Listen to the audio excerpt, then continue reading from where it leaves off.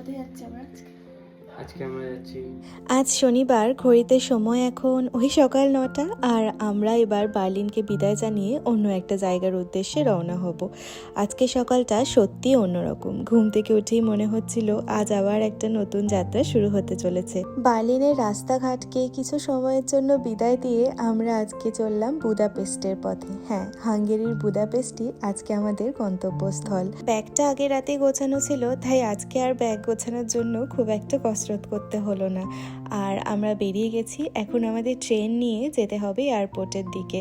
এখান থেকে এয়ারপোর্ট ওই মোটামুটি 1 ঘন্টা মতো লাগবে।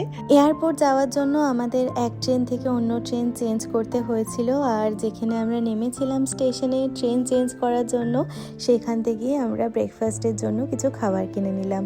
ওই একটু ক্রোসো আর তার সাথে কিছু স্ন্যাক্স। অবশেষে আমরা পৌঁছে গেলাম এয়ারপোর্টে। চারপাশে যেন একটা আলাদাই এনার্জি কাজ করছিল। বসে বসে মনে হচ্ছিল কি অদ্ভুত জায়গাটা। কেউ ছুটছে, কেউ অপেক্ষা করছে, কেউ আবার বিদায় নিচ্ছে।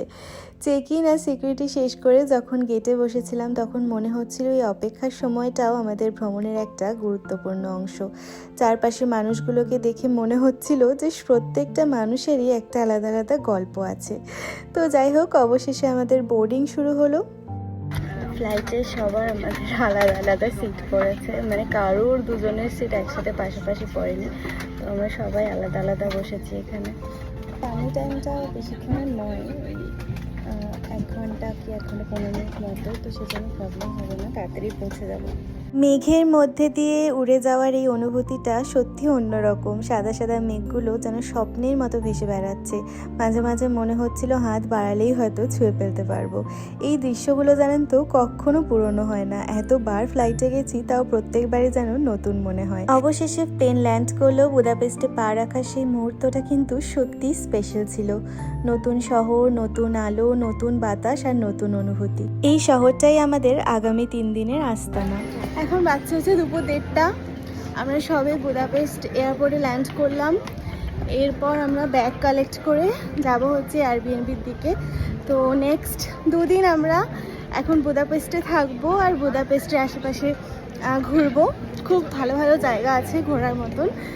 ব্যাগ কালেক্ট করে এয়ারপোর্টে বাইরে এসে আমরা এখানে একটা ট্রাভেল পাস নিয়ে নিলাম। আর এই ট্রাভেল পাসটা 3 দিনের জন্য আমরা নিয়েছিলাম, আর খরচ পড়েছিল 24 ইউরো মতো প্রতিজন।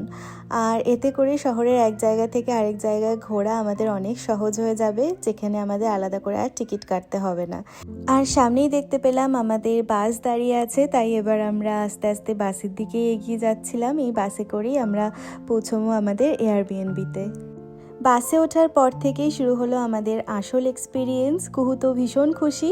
জানলার পাশে বসে ও একের পর এক সব কিছু দেখছিল। ওর চোখে যেন প্রত্যেকটা জিনিসই নতুন, আর প্রত্যেকটা দৃশ্যই যেন একটা গল্প। ওর সেই আনন্দ দেখে আমার নিজেরও খুব ভালো লাগছিল, আর আমিও কিন্তু জিনিসগুলোকে তাড়িয়ে তাড়িয়ে উপভোগ করছিলাম। বাসে বসে থাকতে থাকতে শরীরটা কিন্তু খুব ক্লান্তও লাগছিল, আর চোখে ঘুমও আসছিল। কিন্তু বাইরের এত সুন্দর দৃশ্য, সেটা মিস করতে কিন্তু একদমই মন চাইছিল না। তাই ঘুম আর নতুন শহর দেখার লোভ, এই দুইয়ের মধ্যে একটা মজার লড়াই চলছিল। বাসের জানলা দিয়েই দেখতে থাকলাম নদী, ব্রিজ, ছোট ছোট বিল্ডিং, সব কিছু মিলিয়ে সুন্দর একটা দৃশ্য। প্রথম দেখাতেই যেন এই নতুন শহরটা একদম মন ছুঁয়ে গেছিল। বাসের এই জার্নির সময়টাও কিন্তু খুব একটা কম ছিল না। প্রায় 1 ঘন্টা লেগেছিল আমাদের এয়ারপোর্ট থেকে এয়ারবিএনবির কাছাকাছি যে বাস স্টপ আছে সেখানে পৌঁছতে।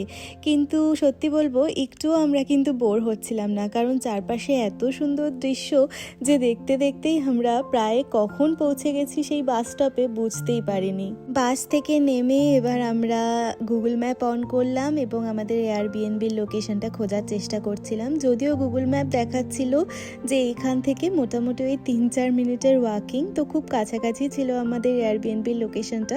কিন্তু সেইখানে সেলফ চেক ইন ছিল, তাই আমাদের অন্য একটা বিল্ডিং থেকে কি কালেক্ট করতে হতো, তারপরে সেই চাবিটা দিয়েই আমাদের এয়ারবিএনবির লক খুলতে হতো। তো এখন আমরা সেই বিল্ডিংটাতে চলে এসেছি, যেখান থেকে আমরা চাবি কালেক্ট করব। আর আমাদের যে এয়ারবিএনবিটা সেটা আবার অন্য একটা বিল্ডিংয়ে।